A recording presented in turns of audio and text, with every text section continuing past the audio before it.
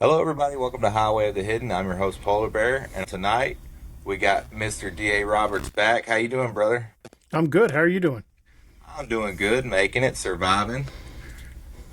Know So, the feeling. so we left off last time. We were talking. We dove into some cryptids and some of your encounters. So tonight we're going to take a different turn and go into some conspiracies and actually some things that you had written in your book. And I know we had talked a little bit, and I had actually started digging into it a couple of years ago, and I wanted to get your take on it. And we'll talk Okay. about when Declan found the Garden of Eden in Missouri and what kind of brought that up with you.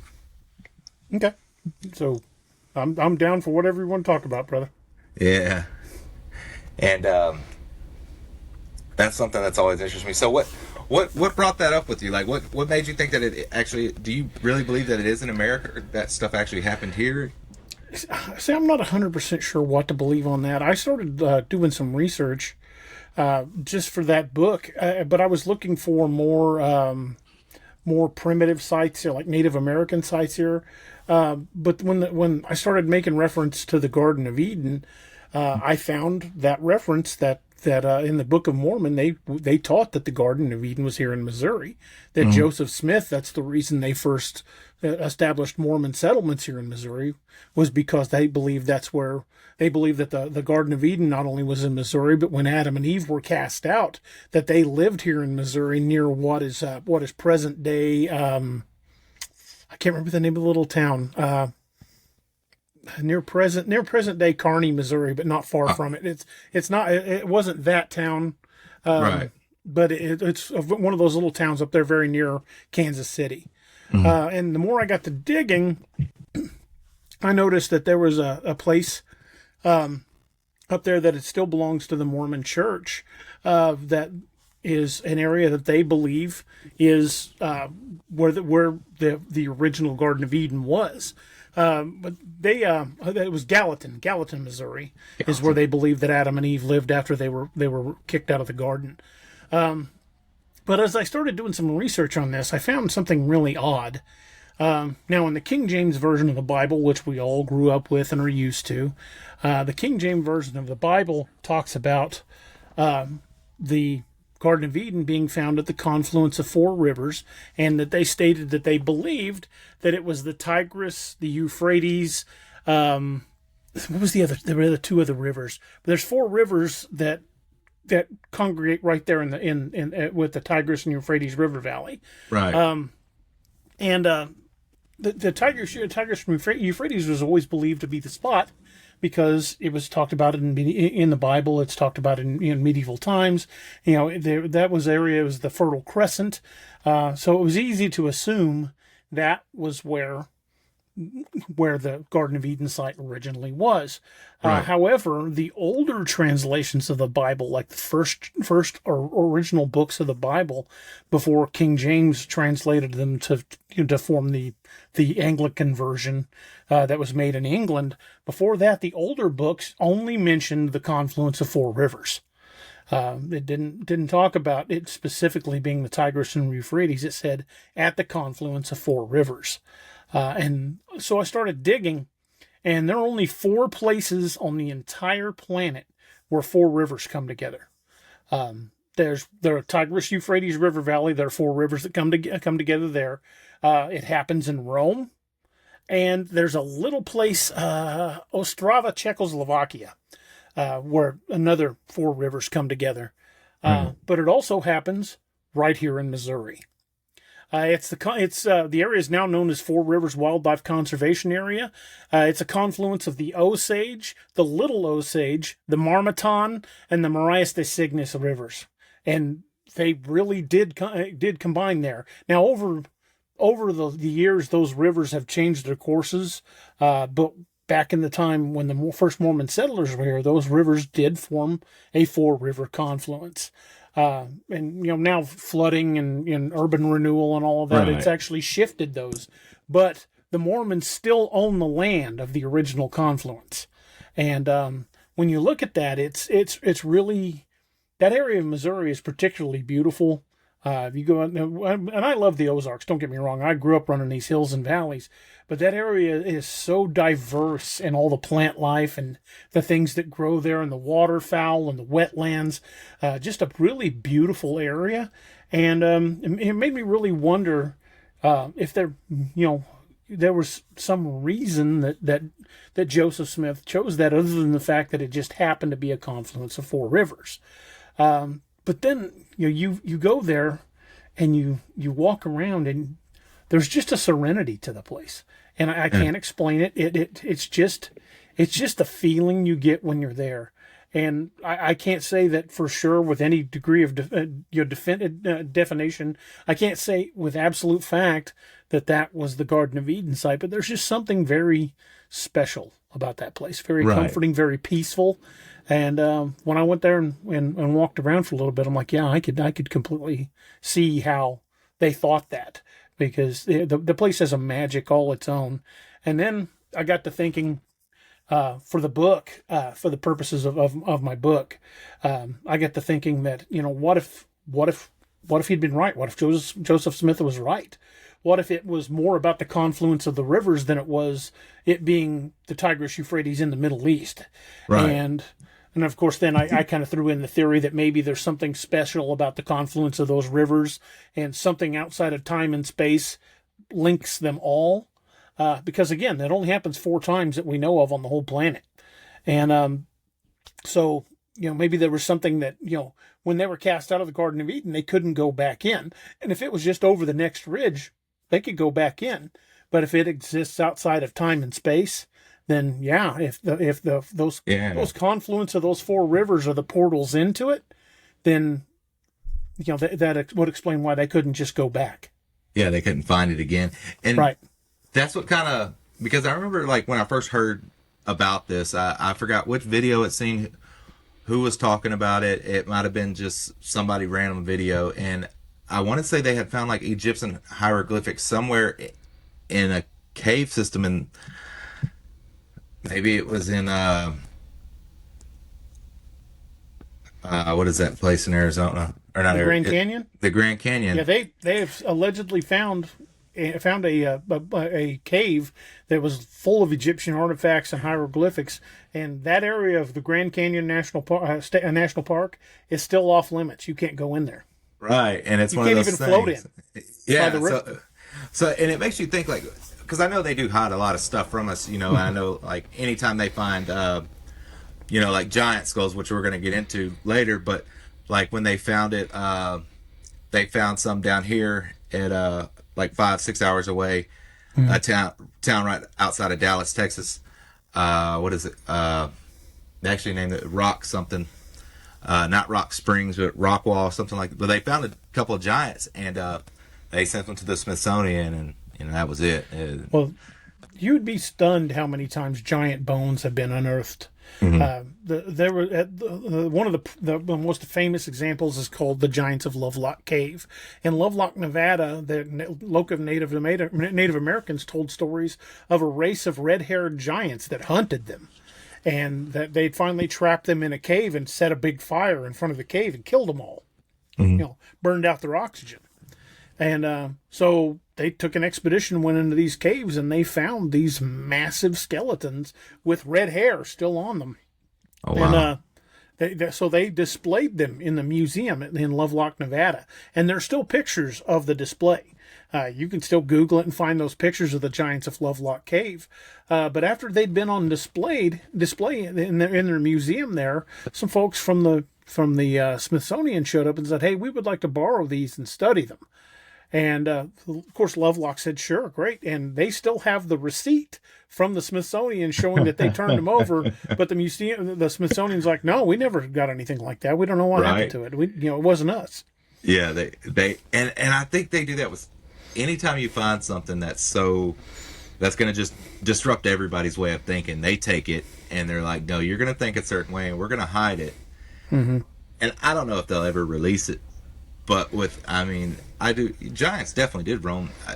I think they still do, and like I already mentioned, we'll get into that. Because I don't know if you ever heard the tale, and so this story I heard a couple of years ago, but it was about giants, and it was about the red-headed giants, and there was a tribe of natives and a Bigfoot clan, and they were all at war with these giants, right? And these giants were just brutalizing them. Like neither one of them could win, and so I think don't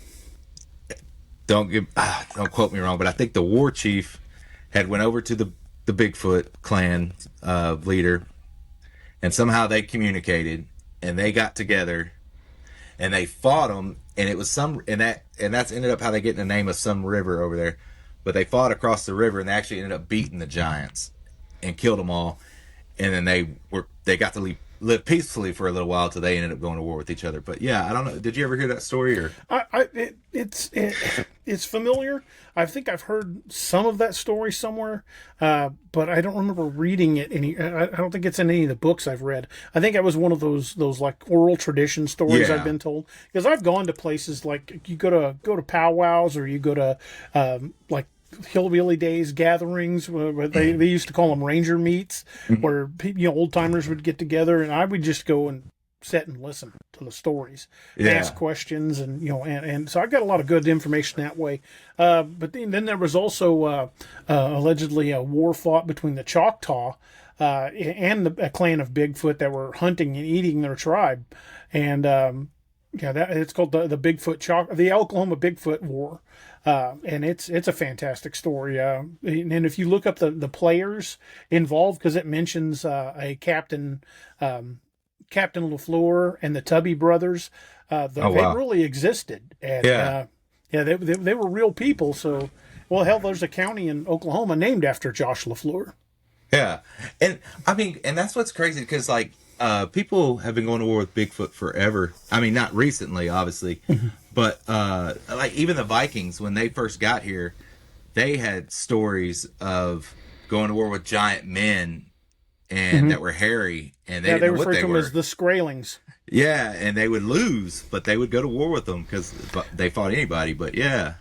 Well, the Native Americans of the day weren't that tall, nor and most Native American tribes, rarely you find examples of them being able to grow beards. Most of them don't have beards. Right. But the Vikings referred to the Skraelings as massive, hair cover and hairy, which for the Vikings to call somebody that, they were generally the big dogs on the block, and for them to refer to that, that really, to me, it just lends credence that they probably encountered a tribe of Bigfoot. But funny you mentioned the Vikings, because I believe that not only were other civilizations like the Celts and the Vikings and even the Egyptians, I believe many of them were on North America long before Christopher Columbus ever got here. In fact, down in Oklahoma, down in the southeastern part of Oklahoma, there is a little town called Heavener, Heavener, Heavener, Oklahoma. A little bitty town, not very big. But guess what they found at Heavener, Oklahoma? What was it? They found a Viking runestone that dates to the 8th century. Oh, wow. Carbon dating put that thing 600 years older than Columbus's first voyage. So they went that far inland. Vikings made it in all the way to Oklahoma. I wonder what river they took up. That's crazy. They probably came up the Mississippi, because it wasn't all that long ago. They said that they found part of a Viking longship in the mud on the Mississippi near Memphis. Wow, man! I wonder. So I wonder if that's where they actually started encountering like the Bigfoot and stuff. Like, did they find the rune, like in a mountain, or like was it? It's in a cave. In a cave. It's in a cave. So I guess they took shelter. And anybody can go to it. Heavener, Oklahoma has made a big park out of the area. You can hike to it, but there are Viking runes in what's called the Elder Futhark, because there were two types of Viking runes, the Elder and the Younger Futhark, and they're in the Elder, which is the older of the two. And these are written in the Elder Futhark, and it basically names the valley, saying that the Vikings had been there and they named the place. Wow. See, and that's why it goes back to, I think there's a lot more that happened here than what probably we will as, ever know. yeah, we as regular people will ever know, that. Well, even how much of that history was absolutely lost because no records were kept. Oh yeah, exactly. Because I don't think any of them knew how to read or write.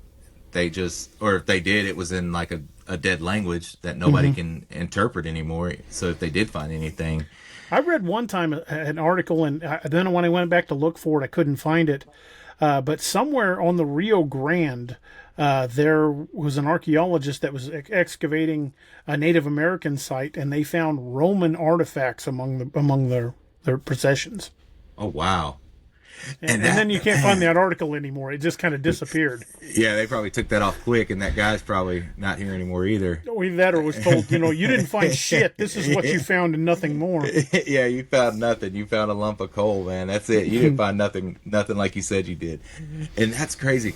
And I had a guy on, and we were talking about that. I'm actually going to post his episode, and we were talking about the Romans, and I was like, imagine how much further we would be and how much more stuff we'd know if their library had not been burned, or they said it was burnt. But, the library at Alexandria, I think it survived. I honestly do. Yeah. Because when the library burned, Mark Antony's fleet was in port. And then shortly thereafter, they set sail for Rome. I believe the Library of Alexandria is in the archives at the Vatican, and we'll never see it. Oh, because there's technologies and things in there they did not want out. No. And I think that's why that library burned. Oh, yeah, because they were so far advanced for their time anyway. Running water. They had everything. They had everything we have. Well, look at things like the Antikythera device. It was basically a computer long before anybody knew what a computer even was. Right. That device could plot star positions. It could plot best times to plant. I mean, the Antikythera device was thousands of years ahead of its time, but it was made back almost in the time of Christ. Right. So if technology like that it was allowed to advance from that point on instead of being buried, where do you think we would be now? Oh man, I don't even know. Forget flying cars. We'd be way past that. And look at what they most recently discovered under the Great Pyramids. They're doing echo scans beneath the Great Pyramids, and what they think the pyramids were massive storage batteries. Oh yeah, I want to say they found pools of mercury on top of them, right? At one time. Yeah. And one thing they've also discovered in tombs in Egypt, they found Egyptian batteries. They found batteries that could actually hold a charge. What did they need it for? Yeah. Why would the Egyptians have batteries if they had nothing that was powered by them? Right. If they were all torch and stick, So there's more than we'll probably ever know about what ancient Egypt was capable of, because if they could generate electricity, there was a reason they needed to. Yeah. There definitely. There's more to it than just sticks and stones and all that they try to feed us, and that's what's crazy. And I wish more people would wake up to it, but I don't think they ever will. Some people, they don't want it. Want to hear about it because it makes them uncomfortable. People like to think that right now in our time, in our day and age, that we are the masters of the world and we know everything there is to know, and we are the masters of our destiny and the greatest generation of intellects that have ever existed. But that more and more as we discover ancient technologies and things like that, we realize that we're not. And most people just aren't comfortable with that.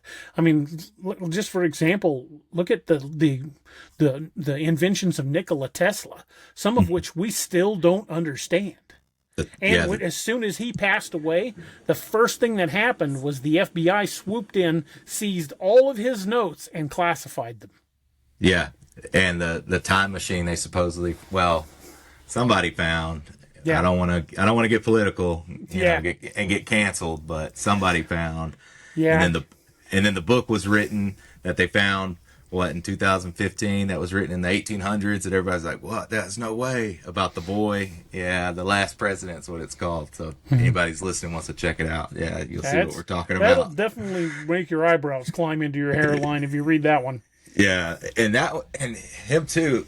I mean, when they took him out because he didn't want to do what they said, it was So they didn't take him out when he died. And that's and I think, like you said, and so many people they don't want. They live right here. They live in their little bubble, and that's fine with them.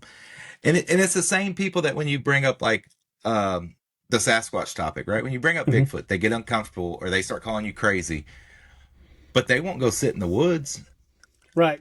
because if And they go, I can tell you from my career in law enforcement that we've sent men to prison on eyewitness testimony. Yet yeah, when it comes to Bigfoot, eyewitness testimony is suddenly no good. yeah, you're crazy, Even when it's extremely credible eyewitness testimony. right? Now, I understand if you go and you run into a guy who is, looks like looks like the bum in the alley on the movie Terminator. Hey, buddy, did you just see a really bright light? I might take that guy's word with a grain of salt. But I've taken encounter stories from judges, from lawyers, from surgeons. Yeah, People from all walks of life, people with a lot to lose by coming forward with their story. Like, hey, please don't tell my name publicly, but this is what happened to me. Yeah. And I'm at a loss for words on it. So I've met people that were extremely credible and terrified of what they'd seen. And exactly.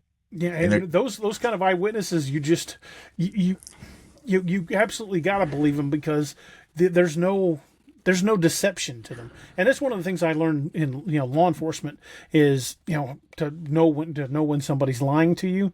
Right. And now, granted, there's people who are pure sociopaths who could lie about anything, but by and large, I'm pretty good at catching folks, and I know other officers who are better at it than I am, and I was always pretty good at it. And there are just certain things you look for. If you study neurolinguistic programming, you learn all kinds of tells like people will do when they're being deceptive, and but you can't fake somebody visibly getting goosebumps or who starts having the symptoms of trauma. Right. When somebody starts they have to stop and take a breath. You might have to stop and get a drink of water. Say, hey, can you give me a minute? Because they're reliving something very traumatic. And when you interview witnesses like that, you can't just go, nah, he's full of crap. Right. And that's what's crazy. And what is the old saying? What do they say? Like, even the best actors in the world can't fake fear. That's right. And like you said, some credible people have came out and said, "Hey, this is what I seen. I don't know, but there's no possible way a person could be 10 foot tall running through the woods that's built like an NBA player, right? At that speed." I don't think Shaquille O'Neal's out there punking people. No, I don't think he has that much time on his hands. Because I can tell you what would happen in the state of Missouri. I don't know about anybody else. There's a lot of rednecks around here. Yeah. And if you're out there in a Bigfoot costume running through the woods, someone is going to shoot you. Yeah, exactly. Same for Texas, because people around here, they love to trophy hunt, and that would be an amazing That'd be trophy. some guy in a Party City costume strapped to the hood of a pickup rolling through town. Yeah, they think they just got a prize. But I mean, it also goes back to who was that guy they caught? Said he had a Bigfoot carcass in his freezer and he was touring around with it. Yeah, I remember that. I can't remember his name, but yeah, it turned out to be an absolute hoax. Oh yeah. Unfortunately, there are a lot of hoaxers in I think that's this what field. ruins it. And that's what ruins it for I don't people. necessarily think it ruins it. It just means you've got to be more skeptical.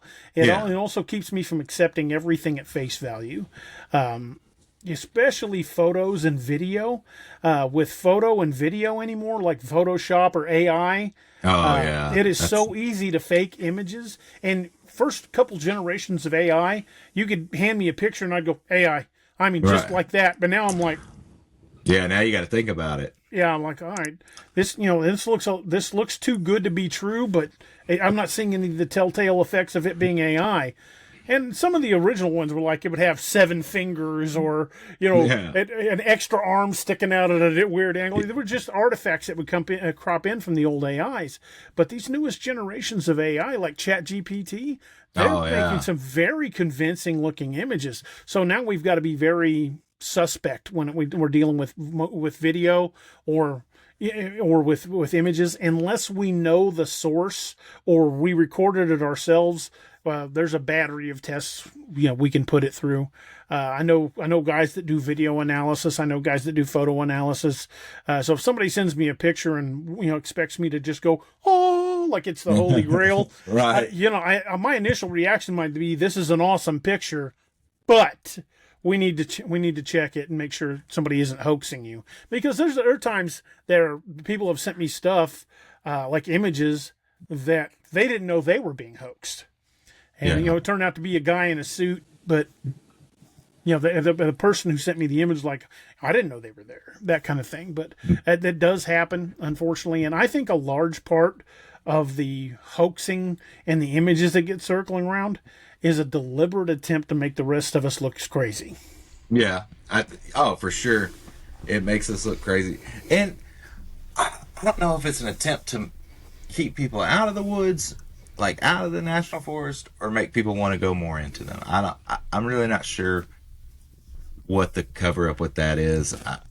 I think their big concern is they'll lose a multi-billion-dollar industry. I mean, look how much money is spent, in national parks every year, and it's a lot. If suddenly, they came out and said, hey, by the way, if you come out here and camp, you might run into a prehistoric humanoid that eats people.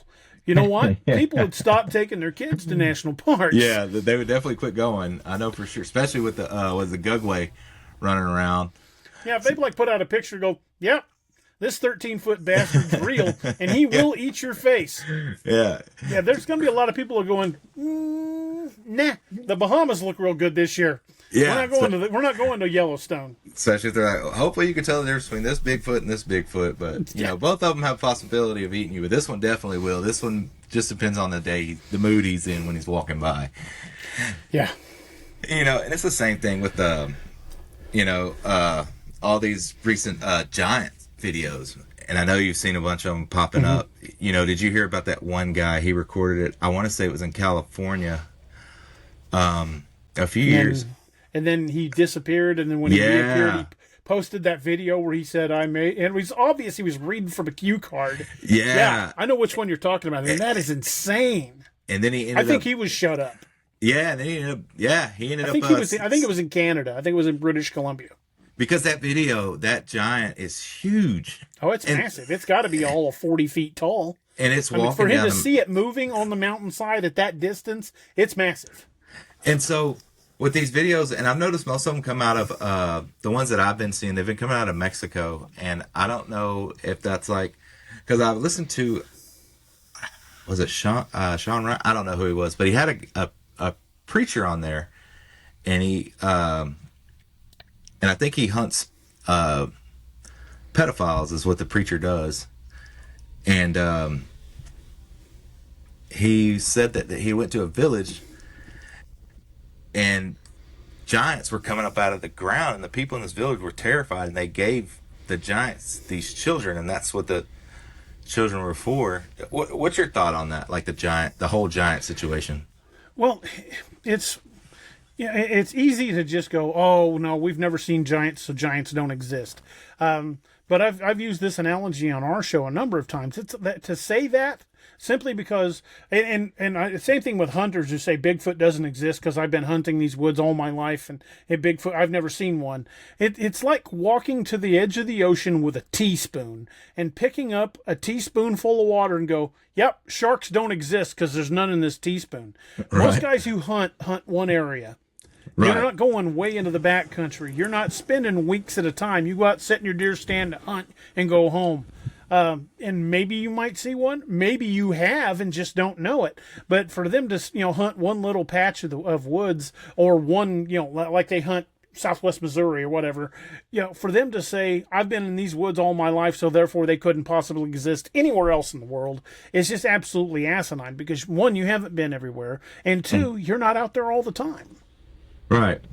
And that's what's kind of blows my mind, because I seen another giant video, and it was in Mexico, and it was a truck driver. He stopped and he gets out and he's talking in Spanish, and I didn't know what he was saying. I don't speak Spanish, but I'm watching, and then I see him pan his phone camera over, and a 40, 50 foot tall man walking down the side of him, like on top of a mountain, walking down in perfect form, like he's walking like how we walk downstairs. Mm-hmm. Like, nope. And I'm like, oh, and that sparked my interest about the giants, and how we were talking earlier about, they've been finding, the skulls and stuff, but, and so it makes you wonder, like, why are they all of a sudden getting all these, is it AI, or is everything just starting to wake up now? I think people are starting to notice things more, but I also think there's a lot of AI floating around that it's going to be hard to catch. But the thing is every civilization, no matter what part of the planet they're from Africa to Asia to North and South America to Australia, every indigenous persons like the Maori peoples of the South Pacific, or the Aborigines of Australia, or any of the tribes that like on the Mongolian steppes and the Mongolian plains, every major civilization throughout the last recorded history has some legends of giants. Right. And for everybody to talk about it seems to me a little silly to just dismiss it. Right. Because if everybody's got a legend and a story about giants, then there's got to be something to it. It's got to be some truth to it. Yeah. And do you think it's the Nephilim, or do you think it's actually like something totally different? In order to just say it's Nephilim is to basically Christianize the entire legend. And I'm not trying to talk religion or politics or anything like that. Yeah, but what no. I'm saying is with all the religions on the planet, simply saying that they're Nephilim is kind of dismissive of all the other religions, some Right. of which are far older than Christianity. Japanese Shintoism talks about giants. The Indian, the Hindu, they talk about giants. They've even talked about Dogman and Bigfoot type creatures. Oh, wow. But some of these religions that far predate our own have their own versions of these legends. So it's really tough for me to just say, yeah, they're Nephilim, but it's like if you look back at ancient Sumerians, they talked about the legend of Gilgamesh, and they talk about a giant hairy creature that was one of his allies. So yeah, the lore in this goes way back, but I don't know if we can necessarily ascribe it to any one religion. Without giving credibility to all of the legends, so maybe they're some type of Nephilim, or maybe what Christians refer to Nephilim, something other religions refer to something else entirely. Maybe they're all the same thing. So without really getting into a deep religious philosophical discussion, I can't Right. Yeah. really favor one religion over another when they've all got similar stories. And I respect that answer, and I appreciate that. And, and I think that's what's crazy. And I've noticed like a lot of it when the videos come out or people have reports, it's always like a third world country. It's all, I wouldn't say third world, but a very poor area that the reports come from. And, every story, because I watched, like I said, I listened to that podcast that guy told. And then I started reading more stories about giants, and they're all about the same. And it's always like these poor areas, and these giants are eating people. They have to bring so many people a year to these giants for them to eat, and if not, they'll take the whole village and plunder, basically like Jack and the Beanstalk, fee fi fo fum kind of thing. And well, that kind of does tie into a lot of the Bigfoot legends as well. In the Athabascan regions, the northern parts of the United States and up into Canada, they talked about what they called the Genosqua, which basically translates as stone giant.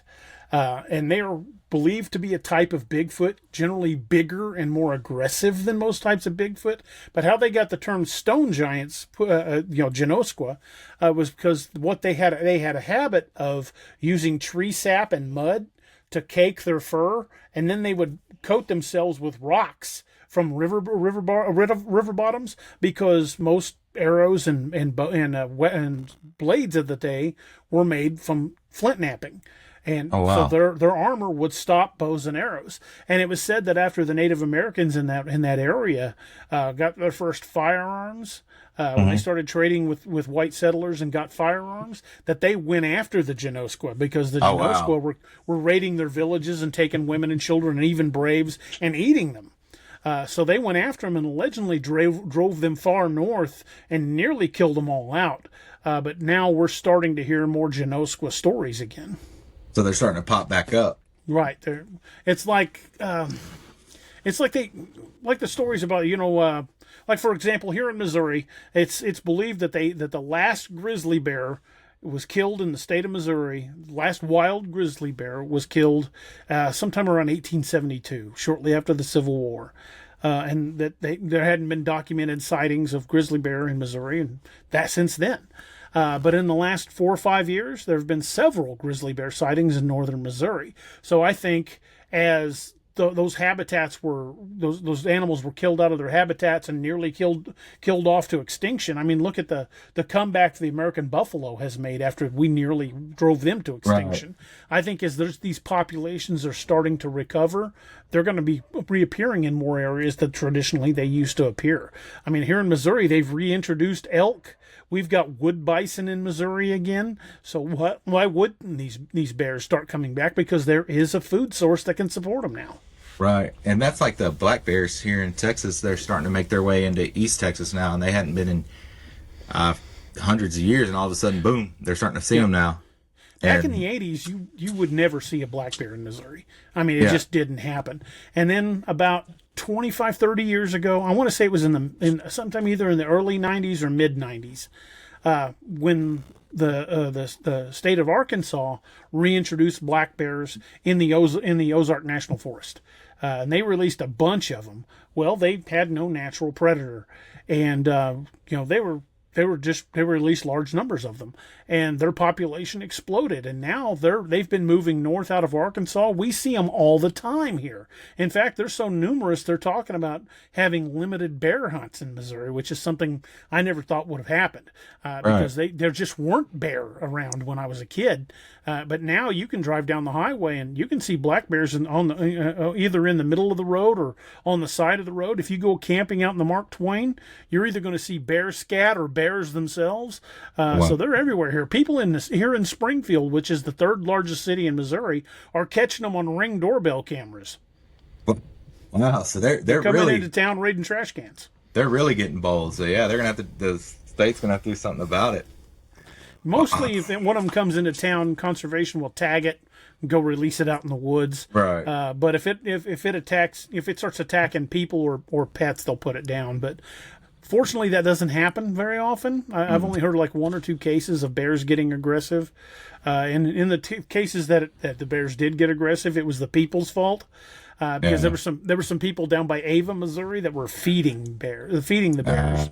And once those bears got used to the food being put out, and this is the same thing I tell people that want to put out food for Bigfoot. Don't do it. Don't make a wild animal think of you as food. Right. They stopped feeding the bears because the bears were getting aggressive. They were getting bolder. They'd go out on the porch and there'd be half a dozen bears out there because they were always putting food out for them. So they stopped feeding them, and the bears crushed in their back door and went in and destroyed the house. Oh God! So nobody was hurt, but right. they gutted the house. They tore the kitchen apart, ate everything they could find, mauled the furniture, ripped up walls. And the conservation had to put the bears down because now at this point they're a threat to people. But It wasn't the bears' fault. It was the idiots that would not stop feeding it, even when conservation said, "Don't feed these things. This is what's going to happen." And they're like, "Oh no, it'll never happen." And sure enough, yes, it happened. Yeah, and that's happened a few times. They got used to people, and like you said, same thing when people leave out food for a Bigfoot because they want to see a sighting that bad, and they right. And then, but the thing that a lot of people don't take into consideration when they put food out is when you start putting like say you find, even if you're not feeding them in your backyard, if you're going 60 miles away from your house to a tree stump out in the middle of the forest and you leave peanut butter and fruit and all kinds of stuff out there for them, and that's the only place you're doing it, there's still a chance they could follow you home. It's happened. Yeah. Researchers have been following them home. And even if they don't follow you home, they're now associating people and that tree stump with food. And just if you got some guy walking along on a hike that doesn't know any better, and he walks right past that and doesn't leave any food, guess who's now public enemy 1? Because hey, you didn't pay the tax. Yeah, I guess he's getting. It's like my dog when you open the refrigerator and grab a piece of cheese. Yeah, you're not paying the cheese tax. You got to pay the cheese tax, or he ain't leaving you alone. Yeah, that makes sense. I think the only cryptid I hear people don't like to feed is the Dogman, and That's makes because sense. if you put out your hand with food in it, you're going to draw back a bloody nub. Yeah, I think that's a good reason why you don't want to feed that one. And those stories too. I know we talked about Dogman last time, but those stories too, they've been popping up a lot lately too. They've been people are Well, the coming out of the history of woodwork with Dogman them. dates back much farther than people realize. I mean, the phrase Dogman itself wasn't coined until the 90s, when the Michigan Dogman stories started circulating. But if you look back through history, you can look back at old newspaper articles. You look up Wolfman or werewolf. There are lots of sightings. And before that, the Greeks and the Romans both referred to the Dogman as cynocephali, which means having the head of a dog. In Catholic iconography, St. Christopher was known as the dog-headed saint. You can find all kinds of pictures from Catholic archives that depict him in robes with the head of a dog. And it said St. Christopher was not, when he performed his first miracle, was cured by God and became human. But he's still known as the dog-headed saint. That's wild. Both the Roman army and the Greek army talk about fighting armies of these things in northern Africa and in India. But armies of them. That's. Mm-hmm. I wonder how they I wonder how they beat them though. Probably numbers. Yeah, but Well, have you heard of the Pira Rice map? mm-mm. The Pira Rice map was traced back to a Turkish admiral named Pira Rice, and they only found a fragment of the map. When they first got the map, they didn't know what it was. They didn't recognize the coastline. Couldn't understand what this was a map of, but it showed navigational charts. It showed settlements. It showed things, and they got to really examine it. And they said, there's no coastline this resembles that we know of. They found this, hundreds of years ago, and the actual original is in a museum in Turkey. But you can download copies of the map and look at them for yourself. I've got a big printout that is as big as one of my walls. But in the margins of this map are both Bigfoot and Dogman-looking creatures drawn in the margins of the map. But that's not where it gets weird. In 1972, the United States Navy was doing deep sonar soundings of the ice shelves on Antarctica. And what they discovered was that the Pira Rice map is a map of Antarctica without ice on it. Oh wow! And they believe that the Turkish admiral that had it made it from a much older map. It made a copy of a much older map, and they don't know what happened to the originals, obviously. But it was a accurate depiction of Antarctica's coastline without ice. So he copied it from man. And that map had Dogman and Bigfoot creatures in the margins. So they've essentially been around since Probably as long as we have. right, if not longer. And There's a phenomenon that psychologists have discovered. It's called the uncanny valley. Mm-hmm. The uncanny valley has been detected in people from all walks of life, all over the planet. And basically what the uncanny valley is deep-seated in the psyche of every living human being is this genetic memory of fear of something that looks almost like us in the dark. And they think that feeds back to a time when something that looked a lot like us hunted us before we had fire. yeah, I heard that. Uncanny Valley is a really interesting theory to read about. And, the book Them and Us by Danny Vendramini, that's a great book. And he postulates that Neanderthal were, if you read the book, he thinks that what we call modern Bigfoot are probably relic populations of Neanderthal. And I tend to agree with a lot of his theories. I mean, he's got a lot of very credible information in there, but he talks about how they nearly hunted us to extinction until we turned the tables on them. We're like, you know what, screw this, let's get these guys, and drove them deeper into the woods and the mountains where they were no longer a threat. Right. But even today, but it seems to be most common in people from, I think it's Mongolia and certain parts of Asia, but all across the planet, people still have remnants of Neanderthal DNA in their DNA. That's wild. So, yeah, I know we didn't always own the night. I still don't think we own the night like we think we do. But, I mean, yeah, we got flashlights and stuff, but that's about it. But That flashlight goes dark, gets dark yeah. quick. And I know a lot of these creatures can see at night, and so they hunted us, and I guess that's what makes sense. That's why we fear a lot of, because you've had encounters, and you're in the woods and you feel it, like something's there, and you can't see it. Well, we had a situation just back in January of this year where me, Doc, Robbie, and my son Noah went down to a place here along the Niagara River in Missouri called Moon Valley, and it was dead of night, nobody down there but us, just the river and us, and Doc kept saying, "Hey, I see something moving over here on the other side of the river." So we were parked on this concrete bridge in the middle of the river, and Robbie and I started heading for it. And Doc got on the thermal and was watching us because we had our lights out because we didn't want to blind him with the thermal. And so we're moving toward it, and we got 50, 60 yards away from Doc. And he said he was seeing two large heat shapes lean out from behind trees, watching us approach them. And Right. we got within about 30 feet, and I'm seeing movement at this point.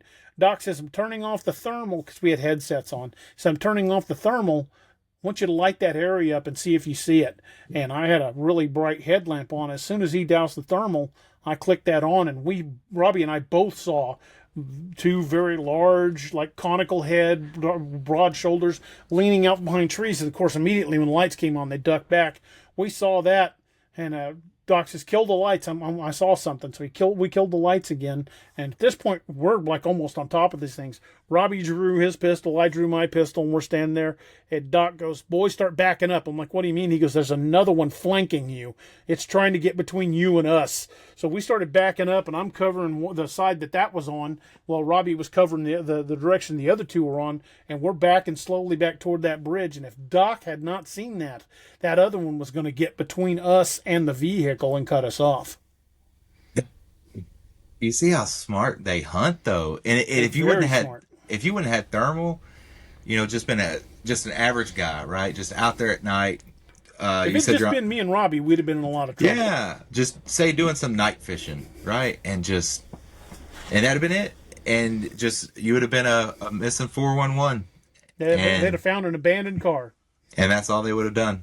And that's crazy. I mean, I'm sure the Team Odin would have went in, but Probably, or something similar.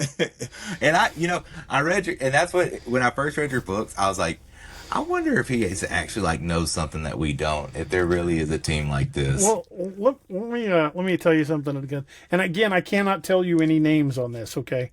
Okay. So short, because I'm ex-Army and I still have a lot of friends who are in, and I know a bunch of guys who are in the Special Forces community. Mm-hmm. And again, some of them are still active, some of them are retired, but I'm not gonna mention any names. Right. I got you. So I released the first Codename Wild Hunt, Odin's Call. I released that book, and about a month later, after that book was out, I got a phone call from one of my buddies, and he's like, "Hey, you got a minute?" I'm like, "Sure." He's like, "I really wish you'd have sent me a copy of that before you released it." I'm like, "What do you mean?" He's like, "You have no idea what kind of can of worms you opened releasing that book." I'm like, "What do you mean?" He's like, "I'm not saying you're right, and I'm not saying you're wrong, but you hit close enough that it's made some folks nervous." He says, not only in the fact that there's a team like that, but in the technology they're using. He said, "You are damn close to stuff we're actually using." He said, "So don't be surprised if somebody shows up and wants to know where you learned about that." He goes, "Incidentally, how did you learn about it?" And I said, "I just basically did what Tom Clancy did with Hunt for Red October. I read about what we're capable of and just took it to the next step." And he goes, "Okay, I can work with that." And he says, but dude, before you make any other big revelations like that, call me." I'm like, "Okay, I will." So now if I'm doing something really big with the Wild Hunt stuff, I give him a call or shoot him an email. I'm like, "Hey, check this out and tell me what you think." And for the next Codename Wild Hunt book, I'm introducing a new bit of technology for the team. Okay. And, I've already sent that to my buddy, and The only he didn't confirm or deny anything. The only thing he said is there are people that would like to know how your mind works because Right. this is really close to something that's actually in play. Yeah, and first, thank you for your service, and I'm Army too, Thank you. ex-Army, and Yeah, same way. yeah, when I first read it, I was like, man, this guy, he's got like everything, the from the ranking to what they call you, because you know you read some books and it's just like, oh my god, like where what have you watched any military documentaries at all? Like Exactly. insignias, like you're calling privates of the Army seamen, or admirals, and it's like, dude, like come on. And then when I read yours, I was like, oh wow, and that's what got me into it. And I was like, oh, then, and like you said, I started listening, and that's what made me wanted to go buy a what is it, a not a 4570, the 458 SOCOM. yes, I'm still trying to buy one because I'm like, you know what? DA was right. If there's a Bigfoot, I'm gonna be in the woods with that thing because I'm gonna put it down because it was Yeah, like, I don't write those those as a guide to how to bring one down because I don't want to kill I one. don't want to bring one down, but if something Yeah, but if happens, it comes down to me choosing whether it eats me or I go home, I'm picking me. yeah, especially with the Gugways, because those once after we had talked and I read your books, well, I had read your books and then we talked and I really started looking at them and man, those things they are ferocious. Yeah, There's no yeah. give in Hand to them. hand, you wouldn't stand a chance in hell against one. The only thing that the only chance you got is a big equalizer. Yeah, and they don't care. Like they see you, you're on the menu. Like that's it. Like Yeah, there's no oh maybe I can give him an apple or something. No, it's war. It's on. I guess the only thing you could hope for is that I don't know, like this one story this guy was telling that Bigfoots were harassing him so bad that he had to hide in his in his well at his house, and they were harassing him, and they waited for him to come out, and he stayed in there, and it's like a septic tank, and so they finally burnt off. So he's like, man, I'm gonna get some dogs, and he ended up getting like some big cane corsos or something, and he ended up one of his dogs, the Bigfoot, killed one of them, and so he had one left, and he was like scared for it. And he said one night the dog took off, and he was like, man, screw this, whatever, and he ended up getting his gun and he ran outside and he's like, I'm ready for y'all. Y'all come get some. Y'all took my dogs. That's the last events. And his dog ran past him and he's trying to, and all of a sudden he said these two wolf-like creatures, they're on all fours and to their back, he said he's like 6'2", and to their back, they were like at his head. They ran past him and they just met this Bigfoot, all three of them right in the middle, like ripped it apart. And he was like, I'm guessing that's what everyone calls Dogman. He was like, but I'm cool with it being here because they're keeping the Bigfoots off my property. So I guess that's the only thing you can hope for in a Gugway encounter is that a Dogman happens to be there. I've heard people say that they believe the Bigfoot protect them from the dog man or vice versa. Yeah. Really, I don't think either of them are No. interested so much in protecting us is arguing over whose hunting territory that Yeah. is. It's I all don't think hunting either territory. of them look to protect us. I think it's more of a case of I'm hunting here now. You get the hell out. Yeah. You get big predators in the area. You get a mountain lion and a grizzly bear hunting the same area. Eventually, they're going to fight over a kill. Yeah. And they're not going to protect you, the human, and be like, oh, No. these are my friends. No, they're not your friends. This isn't a Disney movie. Yeah, at some point, you're just long pig. You're back on the menu. Yeah. And they will. And man, that's crazy. But yeah, that's what that's what blows my mind is like, these Bigfoots and the giants and the Dogman and all these other cryptids and how people just, and going back to what we were talking about and how people just, no, there's no way that none of this is real. And it's like, man, if you could see what and like you were just talking about what the military has to go after, like Team Odin, yes, it's a book, but it makes you think, what's DA really onto over here, and Well, I believe for a long time that there really are teams like that. Oh, They may I not be as definitely think well there are. put together or as well funded as Team Odin, Mhm. but there are groups. They probably have special forces groups that are just tasked with that. Yeah. Yeah, because we've had violent encounters, and the stories keep coming in. I mean, especially from up in Alaska, you hear the stories about that up there. What they call it the Nantinaq. The hairy man in Alaska is a lot more violent than what we normally encounter down here. But you look at that, a lot of people wonder why the farther north you get, the more aggressive they seem to be. But then all you really have to do is look at bears for the answer. I mean, down here in the lower 48, we've got black bears. Hmm. Big black bear might be 500 or 600 pounds, and that's a big one. Yeah. But they're browsers. They'll eat berries. They'll eat roots. They'll eat roadkill. They'll hunt. It's not like they're too lazy to hunt or they don't know how. But for the most part, they're just opportunistic. If they find a berry tree, they'll eat till they're full. If they find honey, they'll eat the honey. But they're not specifically targeting us. You get a little farther north, you start running into to grizzly bears. Grizzly bears are meat eaters. They will eat berries and roots and stuff, but their primary source is meat, and that might be deer, elk, moose. These things will hunt, and they hunt quite a lot, but they're also more than capable of just eating roots and berries and stuff. You go a little farther north and run into polar bear territory, and there ain't no roots and berries up there. Those are meat eaters. They eat fish, they eat seals, they eat reindeer, and the occasional slow human. Yeah. And they are confirmed man eaters. They will do it. Can't they smell you from like what, a mile or something, 2 miles? Oh yeah, they can. Their sense of smell is unbelievable. And they're not cute furry animals. They're not coming to play with you. But people still, they put themselves in there, thinking they can save the world. I can save this animal. It's like what we refer to as tourist tossing season in Yellowstone, when all the morons think, "Hey, I'm going to go take a picture and pet the fluffy cow." Don't. That's not a meat eater, and it'll still kill you. Yeah, bison are so unpredictable.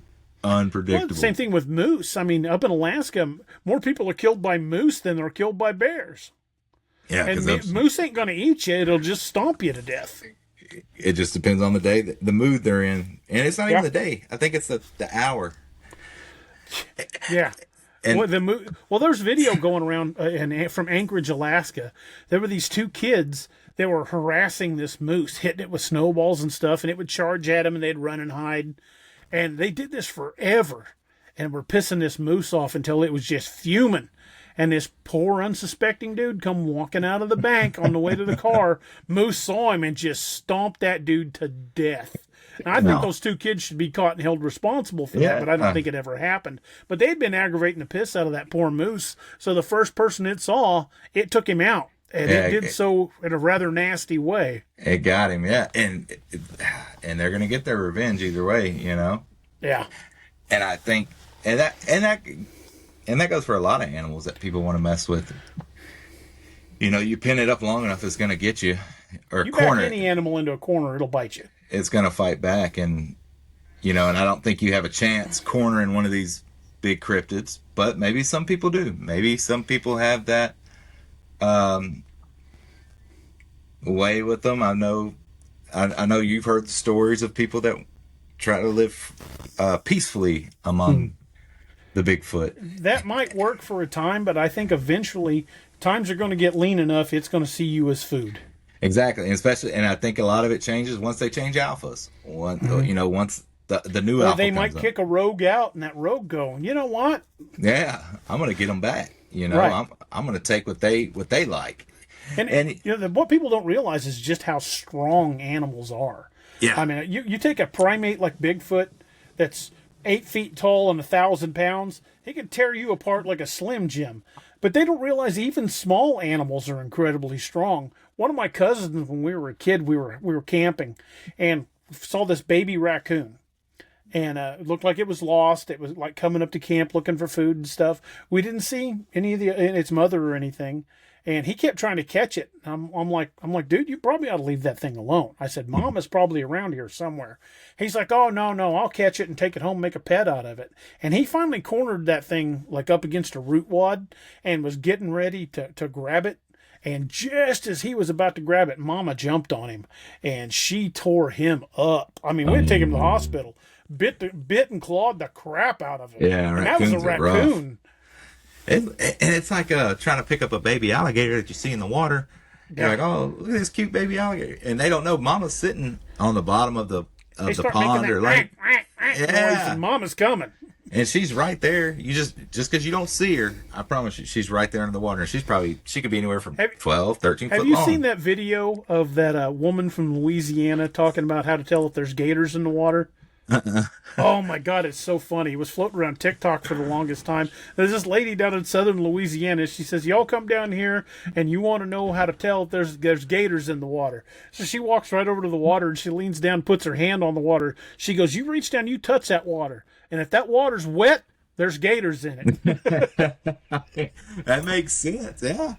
Especially in, that's all you need to know. If that water's wet, there's gators in it. Especially in Louisiana, there's all kinds of creepy crawlies down there. They say Swamps East Texas too. Yeah. That they're close. I'm southeast. I'm near the beach, but yeah. There was a picture came out of Beaumont about 6-7 years ago. Was taken by a drone. They found it was like a 17-foot alligator in a canal, and the drone footage they had, it was swimming across down the canal with a deer in its mouth, and just the head and the hind legs were sticking out. It had the entire deer in its mouth. That doesn't surprise me, because I mean these swamps. I mean, if you go down to like Beaumont's 2 hours from, but you go down to like Beaumont, you go to East Texas, you go to Louisiana, and you get in those swamps, man. There's no civilization back there. There's no telling what you'll run into, what you could come across. I mean, you might find $1 million back there in gold from John Lafitte and the gang, back in the day. Or you just might find death. Yeah, well, you're probably going to find death with the snakes and the bugs and everything else. Yeah, and everything in between. Yeah, one of the things that always scares me the most when I go out, when we go out anywhere, if we go out to do an expedition, we go out to do recordings or whatever, we always go armed. But the thing that always scares me more than anything is wild hogs. Oh yeah, wild hogs are unpredictable. If they sneak up on you, they'll take your hamstrings out, and once you're on the ground, you're food. Yeah, and they eat anything. Wild hogs will eat a person in minutes. Yeah. We kill them all the time. We got a ton of them, and they are. They used to have open season here in Missouri. You could kill as many of them as you want, but conservation changed the ruling on that, because now they use those big pins. They'll put out bait corn when they get the entire pack to come in, or the herd, or whatever they call it. The entire group comes in to feed on that corn. The trap snaps shut, and they catch the whole thing at the same time.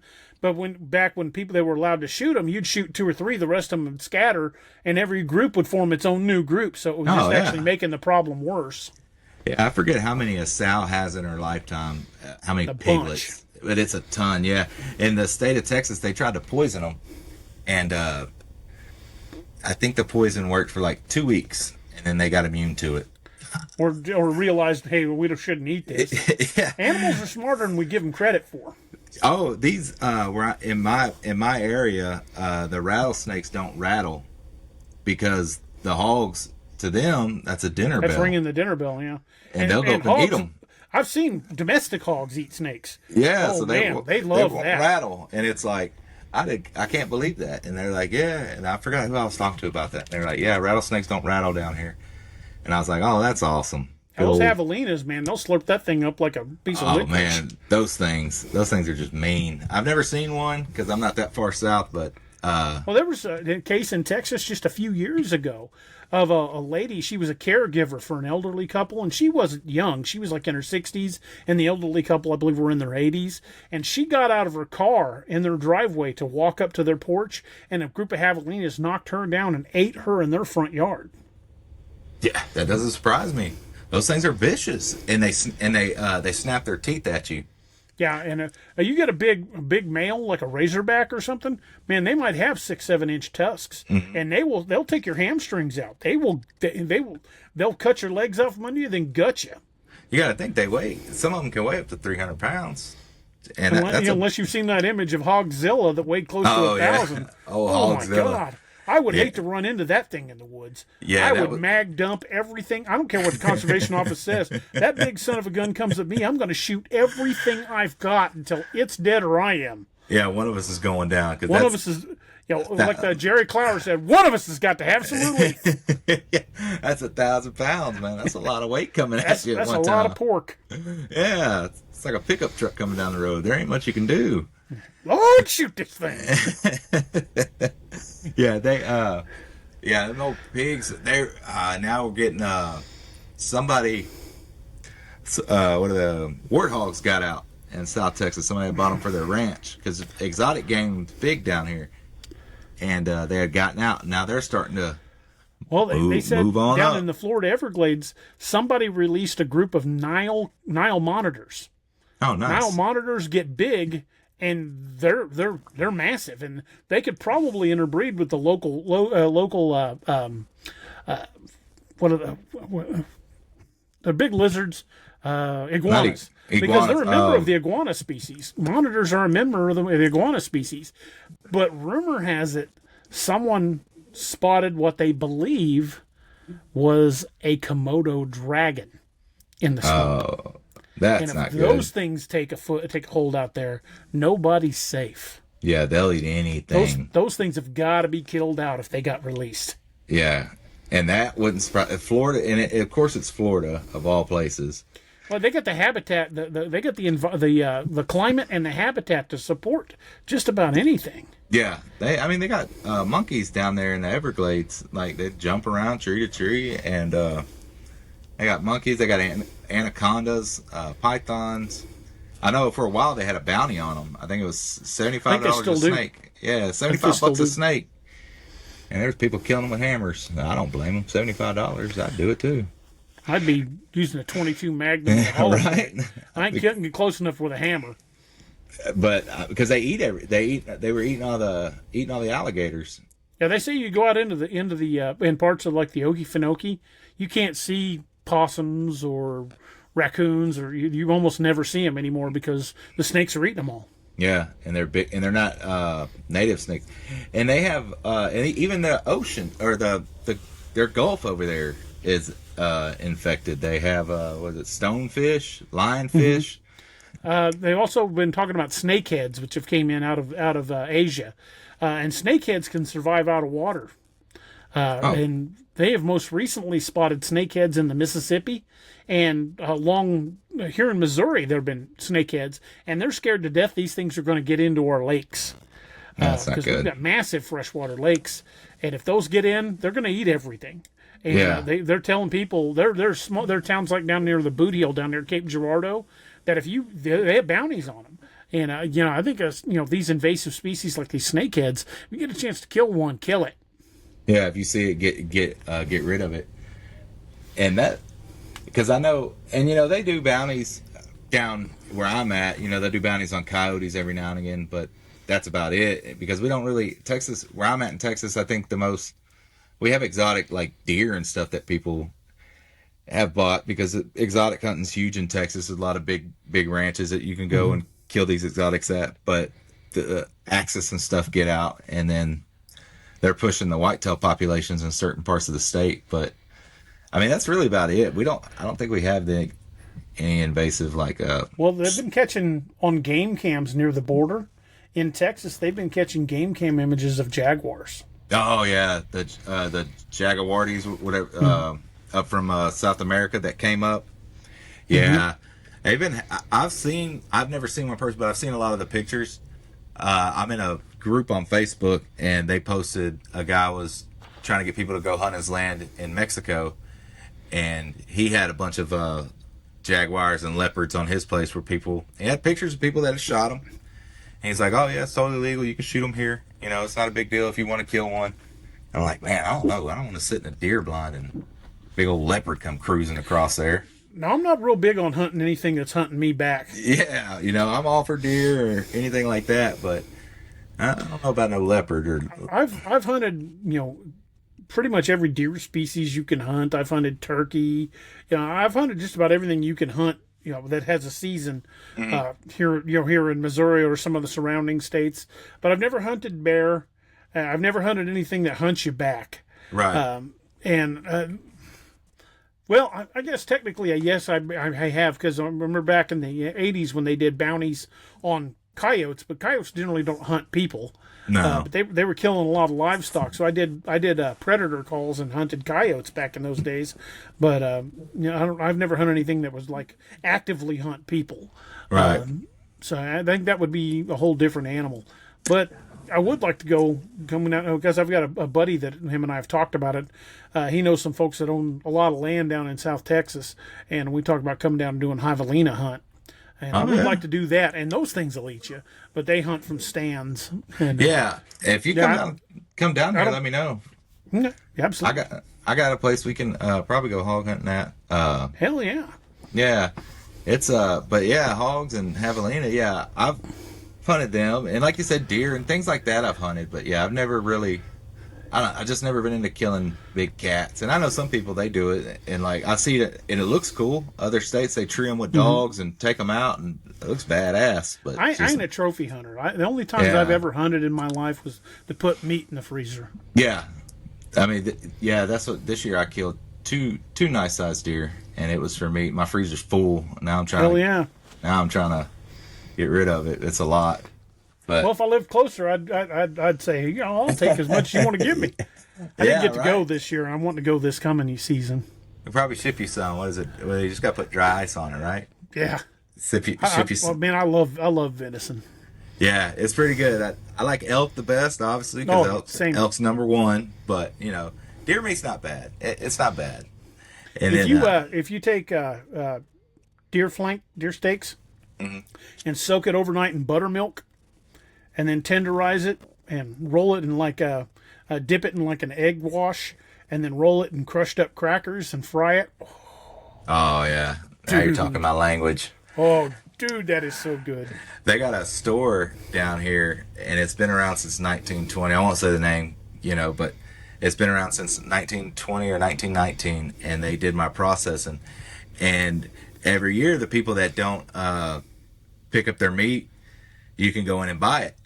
And I mean, they'll have random animals. I think this year they had antelope, but they had nilgai, and I want to kill a nilgai. And man, it was so good. It was like beef but better, and it's a real dark meat, but it's really good.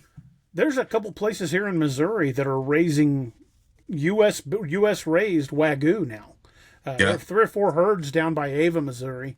And there was a place up by Buffalo, Missouri. Yeah, I know, Buffalo, Missouri, that are raising beefalo, which is a crossbreed of American buffalo and beef cattle. And it's super lean and super flavorful. It's not something you hunt. You just, it's processed just like beef. But you want a lean alternative to beef. If you can find a place that sells beefalo, dude, that is one of the best steaks you'll ever have. It's top notch. Oh, God, yeah. Throw that with some garlic butter and... man. I'm going to try that out. And I'm telling you, if people... And I'm not knocking folks that like A1 steak sauce, but if you've got to put A1 steak sauce on a steak, you failed. Yeah, if you... Salt, pepper, and garlic butter is all you need, man. That's it. And, that's how I am about my barbecue. Like, when I cook my briskets and my ribs and stuff, I'm like, you got to put sauce on your... not even mine, but if I go to a restaurant and I'm like, let me get a steak or some brisket or whatever if I don't feel like cooking it. If I gotta have sauce for it, well, then your barbecue is trash. Now, that's all I gotta say. There's some really good sauces out there. I don't know, you ever heard of Cowboy Kent Rollins? Yeah, I've seen him on TikTok. He makes his own barbecue sauce called Red River Mud, and that's got some heat to it. And that is a really good barbecue sauce. If you're just like throwing hot dogs on the grill and you want to put a little barbecue sauce on it, that stuff is fire. That's where it's at. I'm right there with you. If it's true barbecue, it don't need no sauce. Yeah, if it could just melt. I've had barbecue that stood fine on its own that I've still added a little sauce to. But it shouldn't need it. Yeah, and I've had some where you had to have the sauce. It was just that dry. But yeah, but most places, I try to. I don't know. I'm real. Kind of a barbecue snob, I guess you could say. Yeah, same here. I judge my barbecue places on, and you're probably going to laugh, but I judge a barbecue joint on their baked beans. On their baked beans, huh? If they So- make terrible baked beans, their barbecue is 9 times out of 10 shit. Hey, you And know, I took my wife out to a place called Sweet Fire Barbecue here in town, and it's out of business. And I can tell you why. They didn't even have baked beans, and that barbecue was so freaking dry. I was like constantly drinking water with it, just because it became like leather trying to chew it because it was just absolutely dried out. But there's another place here in town called Buckingham's, and they've won awards. And I'm telling you, their brisket. Dude, it's like eating butter. It just falls apart in your mouth. that's how Very little chewing required. right? That's how I'm about Mexican And that restaurants. smoke ring on it. Oh, dude. That's how, man. Yeah, Mexican restaurants. That's how I judge them. If their salsa's not good, they're not gonna be good. That's how right there. Like, and my old lady, she's like, oh, if their salsa's not good, I'm like, yeah, if their salsa sucks, their food's gonna suck. Because they didn't put love into the salsa, they didn't put love into the food. That's right. And that's how I judge a lot of restaurants. You don't put love into your appetizer. Yeah, I judge barbecue joints by their baked beans, and I judge bars by their old fashioned. Right? I'm kind of a whiskey snob. If they can't make a good old fashioned, I don't want to drink there. Right? I don't blame you. That makes sense. But yeah. All right, brother. I appreciate you coming on. I've took up a lot of your time tonight. No problem at all, man. I had a ball. Yes, sir. It was great getting to talk to you again. Hopefully we'll do it again. I'm down whenever you are. All right. Thank you, D.A. I appreciate you coming on, brother. Not a problem. Have a good one, bud. You too.